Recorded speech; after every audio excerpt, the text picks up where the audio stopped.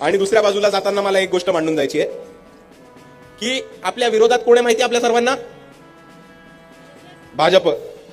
RSS निवडणूक नाही लढत ना, निवडणूक लढत असते तिकडे पण हरवलं असतं. पण आपल्या समोरात रिंगणात कोण आहे? भाजप. आणि दुसऱ्या बाजूला कोण आहे? काँग्रेस नाही, दुसऱ्या बाजूला पण भाजपच आहे. कारण प्रणिती शिंदे या भाजपसाठी काम करतात ते आपल्या सर्वांना माहिती आहे. तुम्हाला एक आतली गोष्ट सांगू का?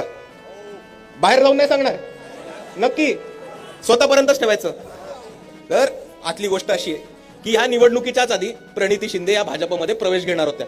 ऑक्टोबर महिन्यातच घेणार होत्या, बरोबर की नाही? बरोबर. तुमच्यातच ठेवा, बाहेर जाऊन नका सांगू.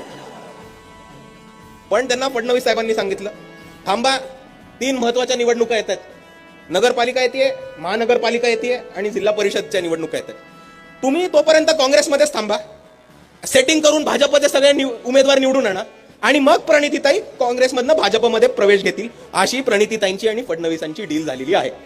तर म्हणून मी आपल्या सर्वांना एवढंच म्हणतो की आपल्या समोर एका बाजूला भाजप आहे आणि दुसऱ्या बाजूला कोण आहे? भाजपच आहे. कारण प्रणितीताई कोणासाठी काम करतात? भाजपसाठी. आणि म्हणून या परिस्थितीमध्ये जर भाजपला पाडायचं असेल तर आपल्याला एकच पर्याय, तो म्हणजे वंचित बहुजन आघाडी. आणि ह्यांची नाती खूप आतमधली आहेत भाजपशी. तुम्हाला एक 2-3 महिन्यापूर्वीचं एक उदाहरण देतो. सुशील कुमार शिंदेची एक नात आहे, नाव माहिती आहे त्यांचा? श्रॉफ काहीतरी, दिया श्रॉफ. त्यांचं लग्न झालं. त्यांच्या लग्नामध्ये चीफ गेस्ट कोण होतं माहिती आहे का? 3 चीफ गेस्ट होते. सगळ्यात पहिले शरद पवार, दुसरे कोण? अडाणी, आणि तिसरे कोण? फडणवीस. आता तुम्ही मला सांगा की हे भाजप काँग्रेस समोर समोर नाटक करतात, ईव्हीएम वरती लढायचं, रस्त्यावरती लढायचं, पण ह्यांचे बिझनेस एक, यांची लग्न एक, यांची नातेगोते एक.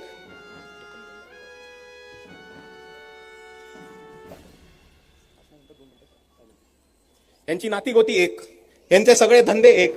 आणि प्रणितीताईंनी प्रवेश घेतला की यांचा पक्ष सुद्धा एक. आणि म्हणून आपल्या सर्वांना म्हणतो की काँग्रेसच्या नादाला नका लागू. तुम्ही काँग्रेसला मत दिलं म्हणजेच भाजपला मत दिल्यासारखं होतं. हे मी अख्ख्या महाराष्ट्राच्या काँग्रेसबद्दल बोलत नाही, हे मी फक्त तुमच्या सोलापूरबद्दल बोलतोय.